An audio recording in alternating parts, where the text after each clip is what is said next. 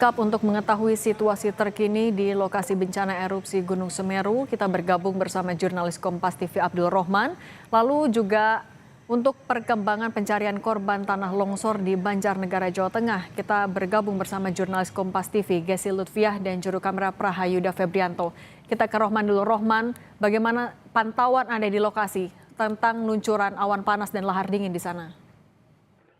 Ya, pantauan terbaru yang dapat kami sampaikan, Cindy, hari ini sore tadi, sekitar pukul 15 lebih 30 menit terjadi hujan yang cukup lebat sehingga mengakibatkan banjir dingin, lahar hujan Gunung Semeru.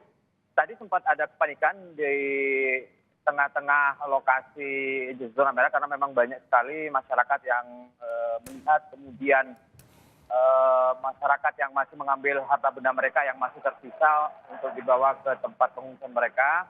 Sempat panik tadi karena memang ada kepulan asap yang cukup tebal karena diakibatkan oleh letusan sekunder. Jadi letusan sekunder itu adalah material vulkanik awan panas kemarin yang sempat turun, itu terkena air hujan yang itu menyebabkan kepulan asap. Sehingga masyarakat yang ada di sekitar Pronojiwo ini sempat panik dan petugas dari TNI dan juga Polri tadi sempat mengevakuasi seluruh masyarakat untuk tidak beraktivitas di lokasi zona merah tersebut.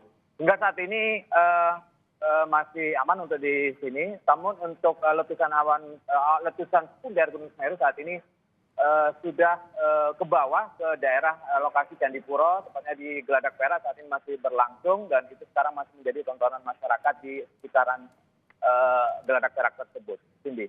Oke, Rohman, kita bergeser juga ke Banjarnegara, Jawa Tengah. Gesi, kalau di sana bagaimana update pencarian korban? Berapa lagi yang masih harus dicari dan apa kendalanya?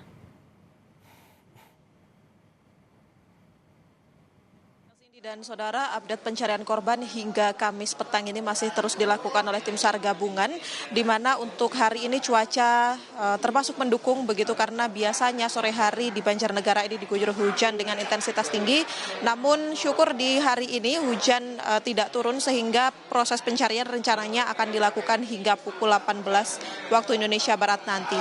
Hingga hari ini ada 3 korban baru yang ditemukan dari 2 titik yang berbeda, Cindy, yakni di sektor C ada 1 korban dan juga di sektor A ada 2 korban yang tadi juga sudah diidentifikasi. Ketiga korban ini berjenis kelamin perempuan, yakni ada Esia umur 22 tahun, kemudian ada Maruni umur 54 tahun, dan ada Karti umur 64 tahun. Ketiga korban sudah ditemukan dengan keluarga dan juga sudah dimakamkan begitu, dan hingga kini masih ada 22 korban lainnya yang masih dalam proses pencarian tim SAR di titik-titik longsoran yang terbagi menjadi 3 sektor, Cindy. Selain itu juga proses pencarian ini masih terkendala beberapa hal, salah satunya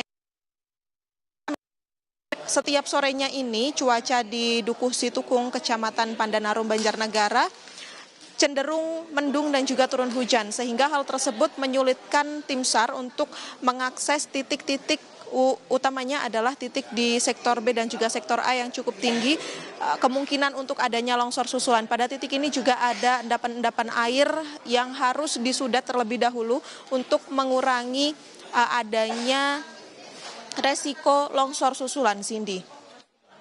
Si cuacanya masih suka turun hujan, skenario pencarian besok akan ada perubahan atau seperti apa, Gesi? Ya, Cindy, untuk skenario pencarian masih sama, tim SAR akan tetap berfokus pada 3 titik, namun alat berat hingga kini masih terus bertambah untuk